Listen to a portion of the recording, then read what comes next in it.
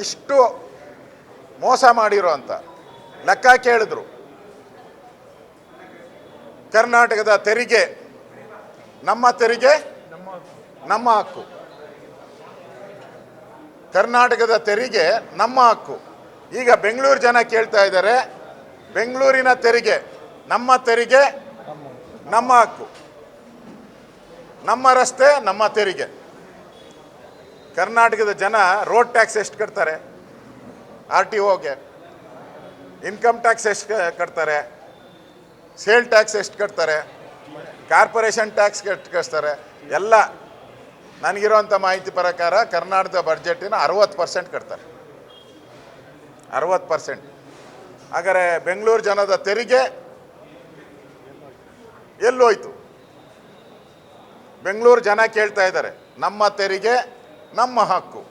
ಕಾಂಗ್ರೆಸ್ ಅವರೇ ಉತ್ತರ ಕೊಡಿ.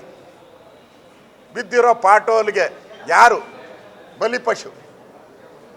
ಇಷ್ಟು ತೆರಿಗೆ ಕಟ್ಟಿದ ಮೇಲೂ ಬಿದ್ದಿರೋಂಥ ಪಾಟೋಲ್ಗೆ ಯಾರು ಕಾರಣಕರ್ತರು? ಬ್ರ್ಯಾಂಡ್ ಬೆಂಗಳೂರು ಎಲ್ಲೋಯ್ತು? ಇದೆಯಾ ಬ್ರ್ಯಾಂಡ್ ಬೆಂಗಳೂರು ಇದೆಯಾ, ಸತ್ತೋಗಿದೆಯಾ? ಬ್ರ್ಯಾಂಡ್ ಬೆಂಗಳೂರು ಇದೆಯಾ, ಸತ್ತೋಗಿದೆಯಾ? ಸರ್ಕಾರ ಸ್ಪಷ್ಟವಾಗಿ ಹೇಳಬೇಕು. ಇಲ್ಲ, ನಾವು ಆ ಸ್ಕೀಮನ್ನ ಬಿಟ್ಬಿಟ್ಟಿದ್ದೀರಿ, ಆಗಲ್ಲ ಅಂತಾದರೂ ಹೇಳಬೇಕು. ಎಲ್ಲಿದೆ ಬ್ರ್ಯಾಂಡ್ ಬೆಂಗಳೂರು ಅನ್ನೋದನ್ನು ಹೇಳಬೇಕು. ಎಷ್ಟು ಹಣ ಬಿಡುಗಡೆ ಮಾಡಿದೆ ಹೇಳಬೇಕು.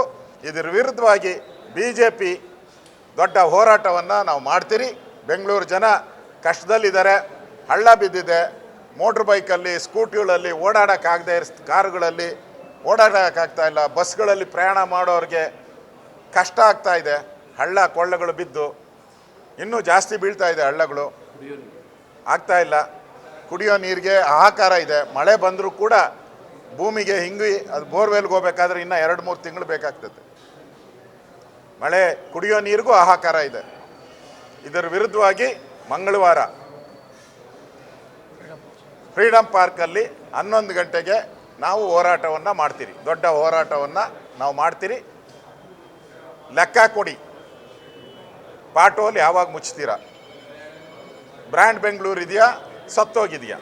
ಇಷ್ಟಕ್ಕೂ ಕೂಡ ಒಂದು ದೊಡ್ಡ ಹೋರಾಟವನ್ನು ನಾವು ಮಾಡೋರಿದ್ದೀರಿ. ಅದರ ಸಂಬಂಧಪಟ್ಟವಾದಂಥ ಇವತ್ತು ಚರ್ಚೆಯನ್ನು ಇವತ್ತು ನಮ್ಮೆಲ್ಲ ಮಾಜಿ ಮಹಾನಗರ ಪಾಲಿಕೆ ಸದಸ್ಯರು, ನಮ್ಮ ಶಾಸಕರು, ನಮ್ಮ ಲೋಕಸಭಾ ಸದಸ್ಯರು, ಇದರ ಜೊತೆ ನಮ್ಮ ರಾಜ್ಯದ ಅಧ್ಯಕ್ಷರು ಕೂಡ ವಿಜಯೇಂದ್ರ ಅವರು ಕೂಡ ಈ ಸಭೆಯಲ್ಲಿ ಪಾಲ್ಗೊಂಡಿದ್ದರು. ಈ ಹೋರಾಟವನ್ನು ನಾವು ಮಂಗಳವಾರ ನಾವು ಮಾಡ್ತೀರಿ. ಅದಾದಮೇಲೆ ಅವಕಾಶ ಕೊಡ್ತೀರಿ, 3 ದಿನ ಅವಕಾಶ. ಪಾಟೋಲ್ಗಳು ಎಷ್ಟು ಬಿದ್ದಿದೆ ಅನ್ನೋದು ಲೆಕ್ಕವನ್ನು ನಾವು ತೆಗಿತೀರಿ, ನಾವೇ ತೆಗಿತೀರಿ. ಪಾಟೋಲ್ಗಳು ಎಷ್ಟು ಲೆಕ್ಕ ಬಿದ್ದಿದೆ ಅಂತೇಳಿ ಪಾಟೋಲ್ಗಳನ್ನು ಪ್ರತಿ ಕ್ಷೇತ್ರದಲ್ಲಿ ಪ್ರತಿ ವಾರ್ಡಲ್ಲೂ ನಾವೇ ತೆಗಿತೀರಿ. ಅದಾದಮೇಲೆ ನಮ್ಮ ತೆರಿಗೆ, ಬೆಂಗಳೂರಿನ ತೆರಿಗೆ, ನಮ್ಮ ರಸ್ತೆ ನಮ್ಮ ತೆರಿಗೆ, ಅದನ್ನು ಹೋರಾಟ ಮಾಡ್ತೀವಿ.